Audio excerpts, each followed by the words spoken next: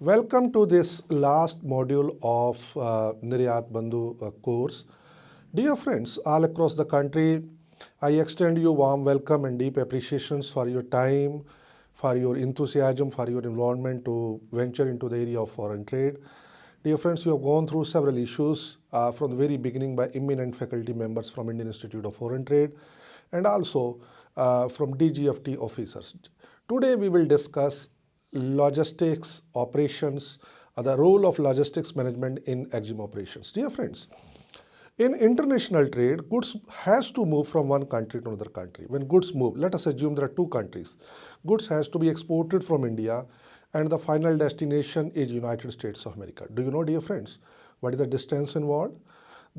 How the legal system of two countries different? Both the countries has different currencies and goods has to move. When goods move, there are issues which are related to logistics, which may be a time utility, form utility, place utility, and price utility. So these are four utility which are created out of logistic function. Dear friends, today's session is aimed to equip our participant on the issues and challenges which they face, which, for example, number one, what is logistics management, packing, labeling, marking of EXIM consignment. And in addition to that, the role of hard infrastructure such as dry ports and then several mode of transport, how goods move from one country to another country, role of containers, pallets, then unitization. So these are the issues which we are going to deliberate today. And finally, we will discuss how goods move from one country to another country. There are two ways through goods can move, which are known as liner shipping and charter shipping. Much of bulk cargo move through chartered vessel, which are taken over by the party concerned on a various kinds of methods such as time charter, voyage charter, and then what we call as demise charter. And there are several other hybrid models, for example, contract of affreightment and bareboat charter. And liner services are very important in case of container trade. Both we will just throw some lights during the course of discussion. So with these words of welcomes and a broad agenda setting in, may I request all of you that we should move to technical session. So in our technical session, dear friends, we will discuss about various logistics elements and various logistics issues which an exporter should keep in mind while dealing with movement of internationally traded cargo. Dear friends, so let us start our technical session. And what is logistics? The first fundamental questions that comes to the mind of all of us. Dear friends, the term logistics has come from the word logger. Logger is a French word which means art of transporting, moving the goods from one country to another country. During the First World War, US Air Force, they have set up a separate logistics department so as to understand the issues which challenge their armed forces with the limited resources to fight war all across the country. So the Air Force used to drop arms and ammunition all across the world, and they required dedicated divisions to understand and leverage their limited resources in a more effective and efficient manner so as to provide the sufficient arms and ammunition, food, and other logistics paraphernalia to their soldiers all over the world. That is how the term logistics has come up. Over the number of years, from First World War to almost these 100 years, it has evolved as a complete discipline.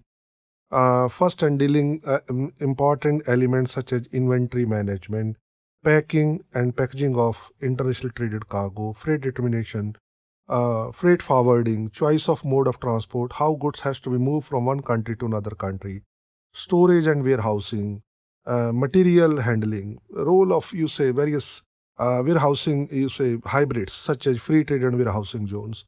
And in addition to that, these are the physical elements one need to understand. In addition to that, one should also understand intangible elements, what those are: customer service, customer relationship management. So there are a lot of IT solutions which help serve customer better.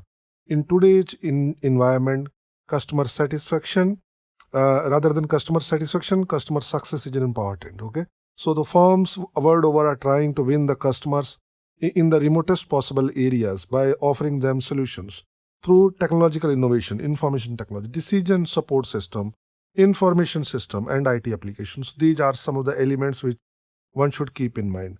When we say what is international trade logistics, international trade logistics basically is nothing but there are four components. First is inward logistics. So inward logistics is basically aimed at movement of inputs coming to the factory or coming to your particular shop, where you will process those raw material, those inputs, those utilities, those services. So it starts from base level of generation of demand.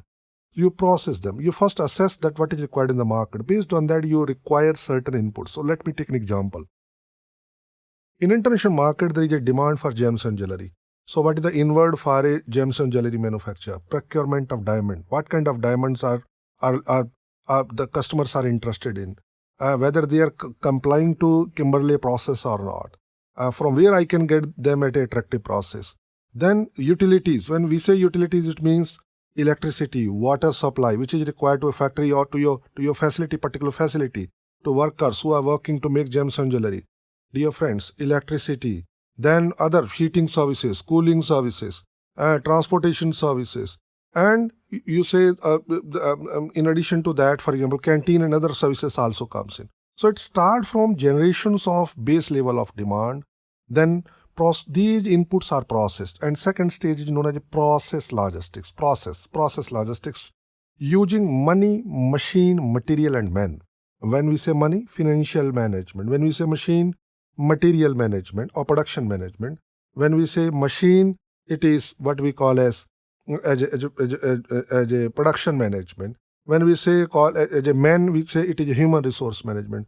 So it deals with marketing management, human resource management, financial management, and what we call as marketing management. And it ends with movement of those resources which are processed as outward logistics. So inward logistics, process logistics, outward logistics. Outward movement of these goods to areas, to the locations, to the countries where they are required by a customer, final acceptance by buyer and end users and consumers with the enhanced and extended customer services. It concludes with payment from suppliers. So reverse logistics. What I sell in and what comes in. What comes in? Money comes in. So reverse logistics. When I sell container goods, because container has to be brought back to the country of origin, or maybe it has to be leveraged for logistics operation in other part of the world. Reverse logistics, pallets. So these are the terms which we have to use. So logistics basically combine you say four type of logistics, which are sub-elements: inbound logistics, process logistics, outward logistics. So inbound logistics may have logistical inputs such as natural resources, financial resources, human resources, information resources, which is processed in factory. Then goods must move in a efficient and effective manner. There must be time and place utility. The goods must create a competitive advantage for a exporter in the international market, and it must become a proprietary assets of the exporter. So dear friends, all these functions must have an element of planning, execution, and control. Those are the management actions, and that an exporter has to take, even if he's using his own resources or leveraging them from a third party. That what we know as third party logistics. Okay. So dear friends, having understood the broad elements which are inbound logistics, process logistics, outbound logistics, reverse logistics, corrective action, let us move to the reasons why the logistics has become important for firms in today's business environment. There are several reasons for studying trade logistics. Right promotion of the goods. Goods must be promoted because communication has to be right in the international market. So proper packing, proper labeling, proper marking. If you are exporting, for example, a meat product from Meerut to a destination called Saudi Arabia, what is important? What in promotion? That is Islamic country. Halal logo is important. Fit for Islamic use. Otherwise, your product will not get sold. So right promotion means understanding customer requirement and accordingly promoting your product so that a miscommunication may not arise during the course of logistic operation. Right time. What is the right time? Dear friends, in India, the right time to do business is Deepavali. People all over the country do a lot of shopping during Deepavali. In a Christian country, right time is Christmas. If you want to do Thanksgiving Day sales, people buy. They spend their money like anything. They save for the whole year, and that is the time. So You have a business boom in the months of October, November, December, when people splurge their money in the market to reap the benefits or to enjoy the benefits or to enjoy the company of their near and dear ones.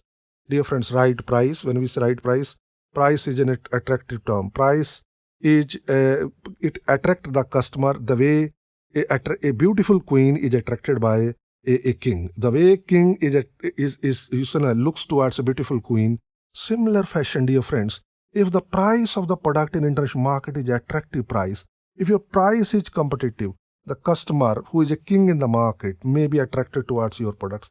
Right product. When I say right product, let me take an example. India used to export lot of carpets, and these carpets used to face lot of what we call as backlash by various rights group or civil rights groups in United States of America. So what the government of India has done, they have done, because there was the issue of use of child labor in our carpet industry. We addressed that. Ours is a country which comply by international norms, international standards.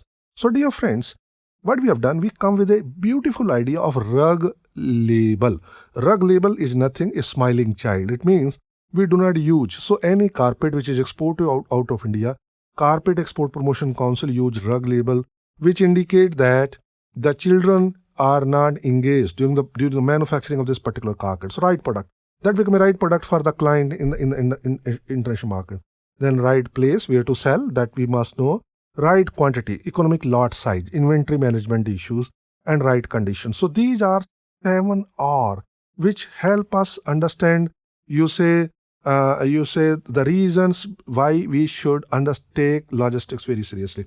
Dear friends, out of 4 elements of marketing mix, which are product, price, place, promotion, place is a most unexplored marketing element. When I say product, it means the heart of the marketing mix. Everything revolves around a product. When I say price, when I say product, in product, what the customer is looking for? He is looking for customer solution. When I say price, in price, what the customer is looking for? Cost. Customers are looking cost-effective product.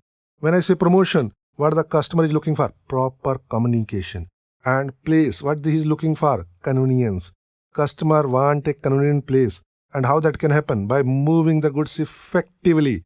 So transporting them on time, proper inventory management, proper economic lot size, and leveraging other just-in-time, vendor managed inventory, buyer management inventory, third-party management inventory. Those are the techniques that we leverage in logistics. Warehousing, free trade and warehousing zone, bonded warehousing zone. So those are the terms which one should know. Economic lot quantity, how much to export, how much is required. Countries big, lot quantities may be higher. Countries are small, lot quantities may be small. What should be the size of the packet? Then transportation of goods, how? By water transport. Cheapest mode of transport in the world is a water transport, air transport. Only 2% of the goods go by volume by air transport, but by value 25%. It means all high price goods, low volume cargo, and time critical cargo is always moved by air. Air transport is getting more and more popular. Water transport, 95% of world logistics takes place by water transport. In the case of India, it is around 90%. Then there are mode of transport such as road and rail, with Nepal, with Bangladesh, with Pakistan, with Bhutan. Our goods move by by road, and with Pakistan and Bangladesh also by rail. So dear friends, these are the 4 mode of transport. Pipelines. India does not have international network of pipelines, but we are working with the pipeline with Nepal and Bangladesh. We are negotiating 2 deals, important deals known as TAPI, that is Turkmenistan, Afghanistan, Pakistan, India, TAPI deal. And then another is India, Pakistan, Iran, that Iran, Pakistan, India, IPI, that is we are negotiating for long period of time. Since these pipelines has never been fully negotiated, so we usually call them as a pipe dreams because they have never been implemented so far. Information processing. So these are the elements which one must consider. Dear friends, when we understand about logistics, it becomes important for us people also to understand role of packing, because packing is an important subject in international logistics, and it becomes extremely important with certain new development at a global level. What are those developments? There is increased urbanization, be it Africa, be it Latin America, be it Asia, and let us already take majority of Europe and United States of America. They are already urbanized. Australia is already urbanized. So there is an increasing trend of urbanization. It means there is a distance involved between point of production and point of consumption. India is a country of villages. 6,50,000, villages in India.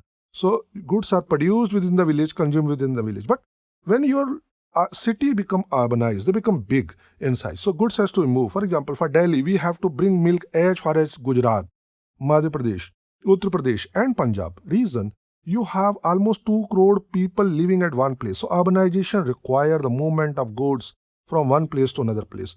Double income nuclear family. So it means their disposable income is very high. They can afford anything. Improved standard of living, higher disposable income. People looks for high quality of goods. You say around 25-year backs, I have seen that in the market, mustard oil which was sold was in the luge form. Now, nobody buys the luge form because of various issues which are related to adulteration and other hygiene concerns. People are looking for packaged mustard oil. High disposable income. People ability to spend become higher. India is a country which has middle class has grown like anything. So they do have the money to spend. Concern for health. The people want improvement in health, good health, requiring prevention of adulteration and providing hygienic products. So we are coming up with several standards, several mechanisms so as to reduce or what we call as so as to eliminate adulterations in our economic system. There are several acts which has come up. FSSAI, that is Food Safety and Standard Authority of India. They specify certain norms which quality.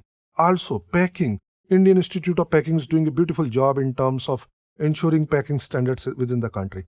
Hygiene is an emerging subject in our country. Swachh Bharat, Swasth Bharat. Those are the slogans which has become very catchy in the market, and society accepts them with great enthusiasm. Dear friends, movement of goods from point of production to point of utilization, elimination of waste. When we pack goods, it serves 3 purposes, that is protection, preservation, and promotion. And I say packing serves very, very important purpose. It serves 3 R. What those 3 are? Number 1, it reduce, it reuse, and it recycle. So many of the things which we may leverage during the when we plan our packing decisions for perishable cargo or for internationally traded cargo. In short, packing serves protection, preservation, and promotion. Dear friends, packing, according to me, there are several definitions. Kotler define it as all activities of designing and producing the container of a product. Packing is also defined as process of preparing items and equipment which not only facilitate the transportation and storage of goods but also embraces preservation, identification, and packaging of products in international logistics operation. Dear friends, let me quote a very catchy and very important definition, that is, packing can be defined as protect what it sells and sell what it protects. So packing must be eco-friendly. Packing must serve the purpose at minimum overall cost. Those are the purpose, because with more climate change issues or you say ecological issues, the people are getting sensitive. Then, dear friends, comes the issues of what we call as labeling. Now you see this picture, beautiful picture provide us how important is labeling. Labeling serves several purposes. Country of origin, where it is manufactured. When we know country of origin, an idea comes to our mind. For example, if somebody say made in Japan, automatically my mind say best of the quality. If somebody say it is made in Germany, best of quality. If somebody say made in China, you can imagine what comes to your mind. So quality. When we say country of origin, we develop in our mind the perception about the product, and that comes from labeling. Dear friends, in addition to that, in this packet, if you see, there is what we call as fruit salad, which provide insights about percentage labeling, then name and description of the food, which food it is and what purpose it serves, then issues which are related to food recall information, then issues which are related information and allergy sufferers. That is an important issue in country like Europe. Then date marking, when it has been manufactured and what will be the final date by which it must be consumed. Label must tell the truth. And then legibility requirement, food additives, ingredient list, because people may have allergy from particular ingredient, and nutrition information panel. These are the issues which can be you say handled by labeling. Also the issues which are related to direction for use and storage, how to keep in cool and dry place. Those are the issues. Okay, dear friends. So labeling is a vital source of information. It provides information about name and address of exporter and importer, various nutrient ingredients, labeling. It talks about how to use it, how to recall it, date of manufacture, date of expiry, which brand it is, where it has been manufactured, information about size, weight, composition, ingredients, and lot of the consignment. Okay, and in addition to that, packing, labeling, and marking also provide. It also aims and also you say also aims to fulfill the requirement of shipping rules and regulations of a country. I took an example of Saudi Arabia, where in a food standards, halal is an important issue. Similar fashions, there are other country which has a you say a different standards with regard to you say various products. For example, if you're selling something to Germany, they have a logo called Umweltziehen. It means no climate change, no Klimawandel. In the German language they call it. Dear friends, in the similar fashion, the marks such as organic label, what we call GMO, genetically modified organism. Then these are the issues which has become where citizens has become extremely informed and they want to protect the environment. They feel the pride in protecting the environment, and they must. And dear friends, these rules and regulations of the country of import can be fulfilled by marking. Help identify the product shipment. You can have the name and what we call as and handling procedure, how it has to be dealt with, content of the cartons, and unique graphics of the products, coupon, discount, features, and then green labeling, fair labeling, labeling which is related to nutrition labeling, then whether product is recyclable or not, where it has been manufactured, and safety standards, especially environmental standards of the country of imports. In addition to that, one should also know in logistics the role of unitization, because once goods are manufactured, they're packed.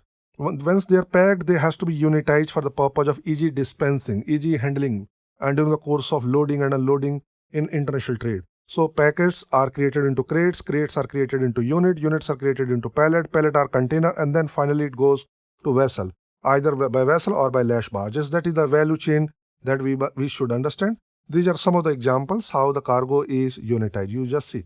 In ancient time, or maybe some 50 year back, or Indian Army even today use these slings.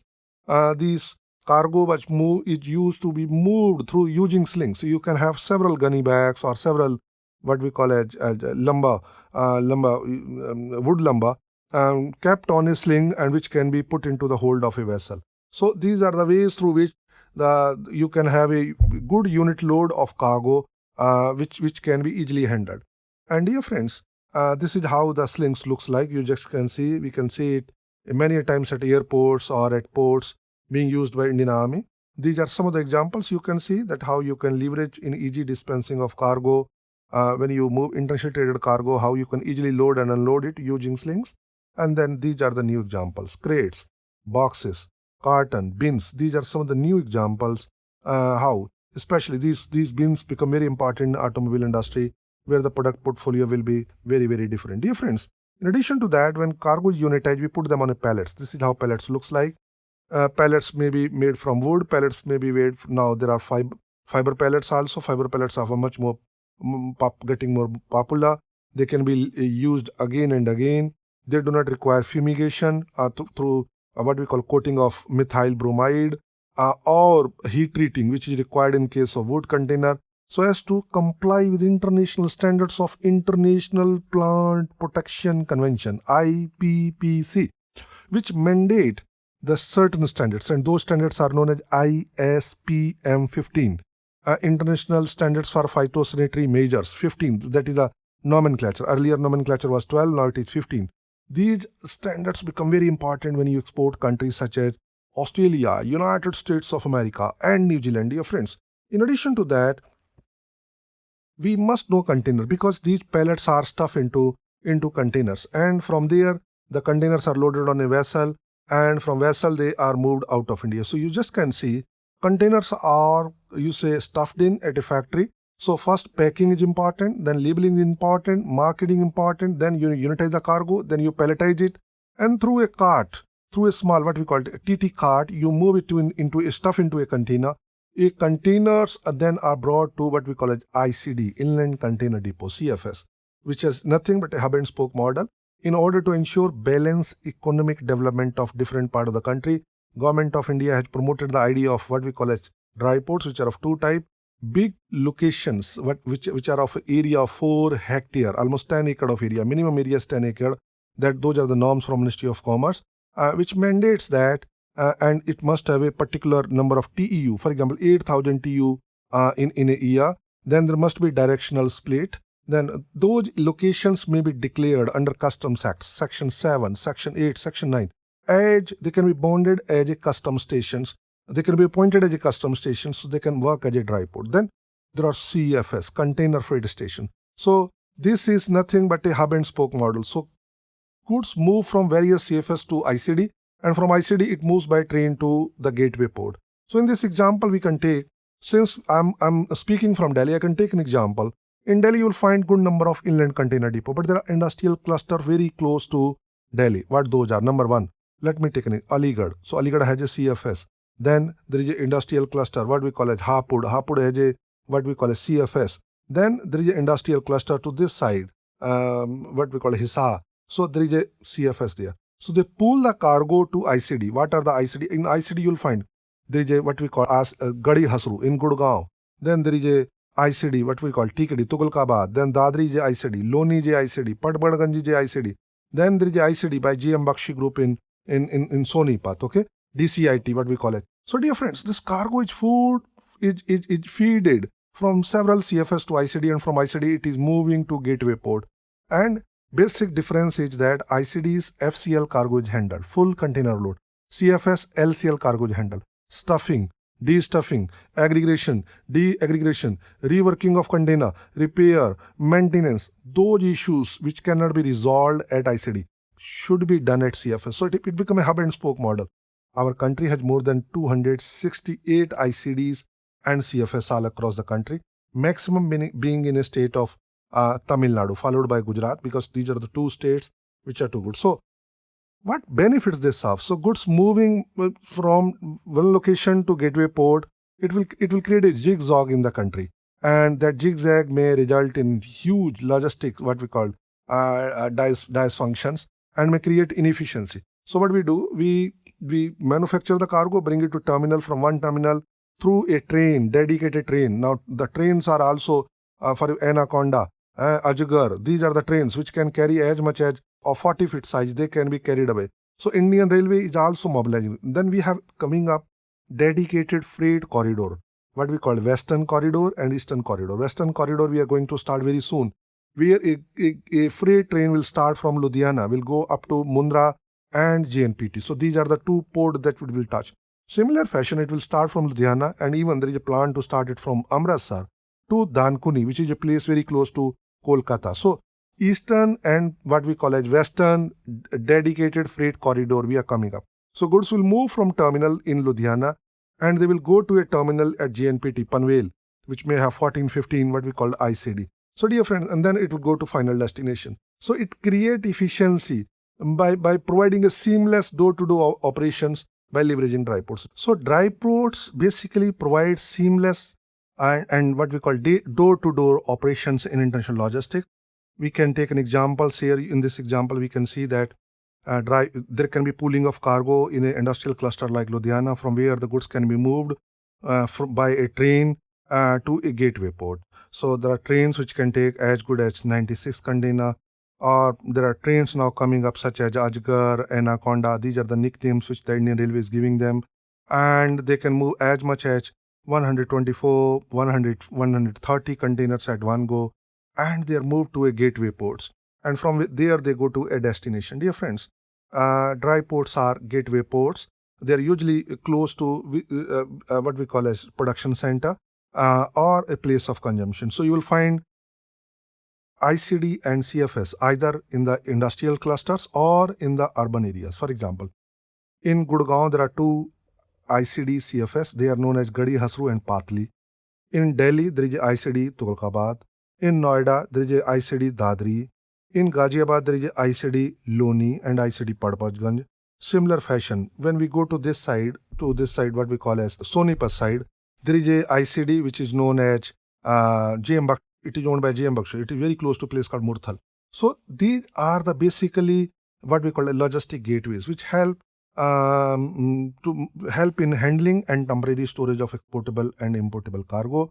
Both stuffed and unstuffed container, they are a common user facility. Any exporter and importer can use them. They can be used for purpose of home consumption, warehousing, and on transit of the cargo. So dry ports are also leveraged at gateway ports so as to decongest them. They are treated as off-dock facilities. Goods are unloaded from the vessel. They are never stored at the port town. They are moved to a nearby CFS, which may be 5, 10 kilometer, 15 kilometer, or maybe 20 kilometer outside the port area. So this way we can decongest our port and we can leverage them effectively for higher productivity and higher throughput. Dear friends, these are the various type of cargo which is handled in international trade logistics, and there are different type of vessels for that purpose. Automobile cargo is handled by RoRo, roll on, roll off. So these vessels, a car at the speed of 40 go directly inside. May request all of you to just type on YouTube video RoRo vessel. You will see the beautiful videos coming up from Hyundai plants in Incheon in South Korea. Then break bulk cargo, container vessel, bulk cargo, ship with hull. So the ship may have 5 hull, 6 hull, which it may be as long as 300 meter, 350 meter. There are holds which carry cargo such as coal, iron ore. So there are hull inside and what we call is there are very dedicated mechanized loading and unloading jetties to deal with such kind of cargo. Then there is a what we call it non-bulk cargo, which is usually handled also by container vessels, which constitute almost 45% of the global fleet. Then there is a container edge cargo, which will be handled by container. Over dimension cargo, project cargo like windmill blade or windmill or oil jigs, something. They are usually handled by what we call heavy lift vessels, open dock ships also. And then there is a liquid cargo, which usually transport gas and crude oil. They are almost around 40% of the global fleet. Tankers are of different type.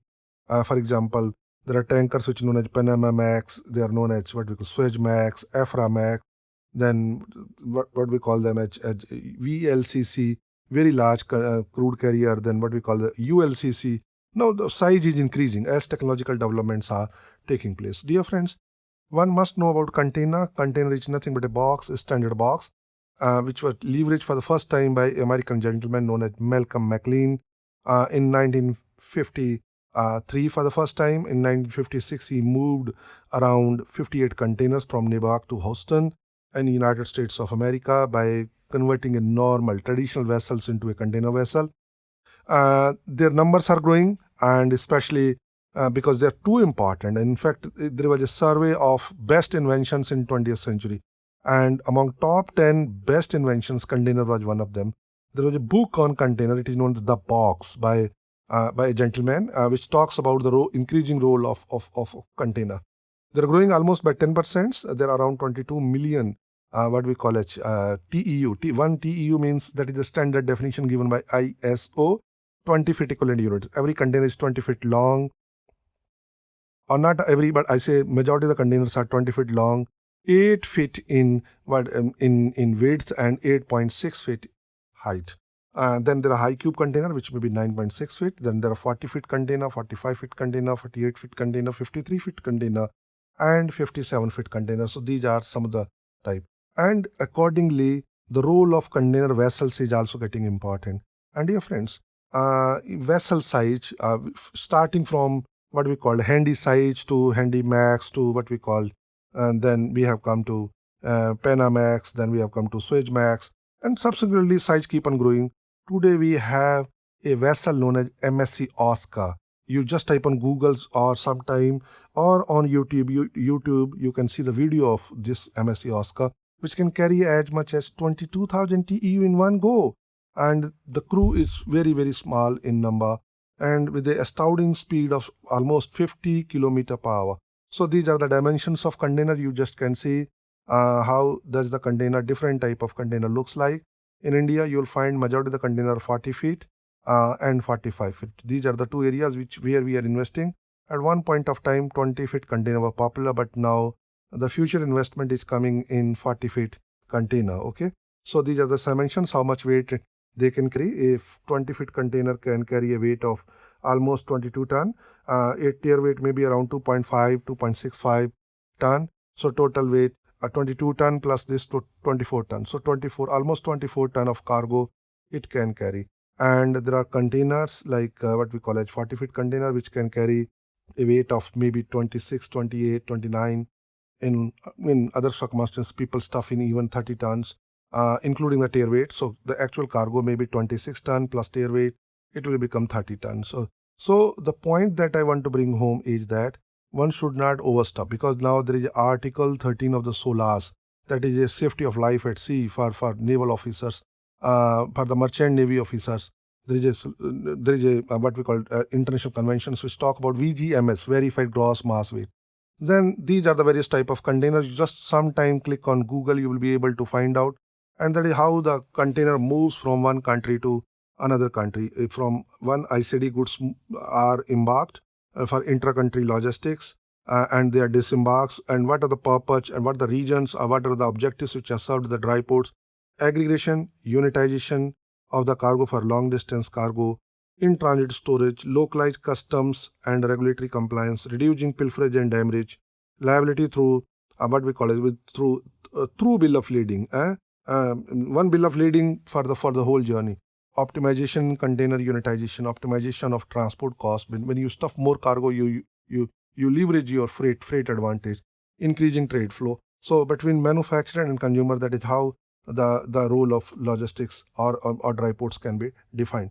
Dear friends, now let us briefly discuss about the two type of shipping. There are two type of shipping: liner shipping and charter shipping. In charter shipping, there is a vessel which is hired, which is taken on lease. Lease may be voyage charter, it may be time charter, it may be bareboat charter, it may be demise charter, it may be contract of affreightment. So these are the ways and means through which you can take a vessel.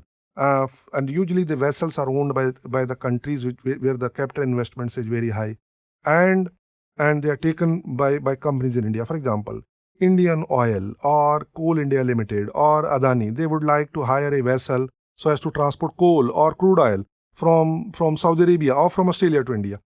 Other type of shipping is known as liner shipping, which has a dedicated, what we call dedicated and fixed trade routes, definite schedules, definite path, definite logistic journey. Even the day of arrival and day of departure is fixed. So they have a definite schedule, and their schedule is prefixed, and it is announced usually in the beginning of the year, where lot of container vessels are moved from one country to another country. So dear friends, during the course of this whole discussion, we try to understand the various logistics elements and how we can leverage them in foreign trade. Dear friends, logistics is a very dynamic and big subject. May I request all of you to explore it further by reading additional blogs or buying a good book in the market, which may be named as International Trade Logistics or Logistics Management, something like that. You explore it, and you further read about it, because these subjects require thorough understanding, especially for a country like India, where the logistic cost is very high. So in order to cut logistic cost, our exporter and importers are encouraged and are motivated and are requested to further study logistics so that they can manage their export-import operations in a much more effective and efficient manner. So dear friends, I'm indeed happy that what we have learned today. We have learned that what is logistics. We have learned why logistics is important. We have learned the issues which are important in logistics. And then we try to understand that what is the role of, various elements of marketing mix, and how the place, which is an important element of marketing mix, requires sub-elements, for example, transportation, inventory management, economic order quantity, then issues which are related to warehousing, and ultimately the movement of goods from point of origin to point of consumption. Dear friends, we also understood the role of what we call packing, labeling, and marking. When we discuss about packing, we understood that in packing there are three purposes being served. These are: number one, promotion of goods, preservation of goods, and protections of goods in international logistics. Dear friends, we also understood about labeling. about marking of export-import consignments, and we've taken some practical examples also. And dear friends, we also understood about the role of containers. What are the different type of containers? How dry ports, which are ICD and CFS, can be leveraged in EXIM operations. We also understood about various types of various types of container, various modes of transports, then various kinds of vessels which are used in international transports, and then finally we understood briefly about the role of shipping in movement of internationally traded cargo between two countries. Dear friends, logistics is an important function, and you say that the policymakers as well as exporter both need to pay attention on that. I would like to just give you 2-3 examples. China is investing billions of dollars in terms of creating economic corridors so as to move their goods faster, quicker, in efficient manner and effective manner. For example, CPEC, China-Pakistan Economic Corridor. Then they have BCIM, Bangladesh, China, India, Myanmar Economic Corridor. They are working on what we call a policy, a string of pearls. They are working on other areas also. And we also, as a nation, has to play our cards by creating the similar kind of infrastructure. For example, this government has come with a beautiful idea of integrating neighbor first. Neighbor first, when we say Nepal, Bhutan, Bangladesh, and India. So we have a policy, what we call it BCIM, BBIN. And then, dear friends, we are also working on North-South corridor. And with these words, I will request to all of you to please pay attention to these issues and leverage logistics knowledge in your day-to-day operations of export and import. Thank you very much.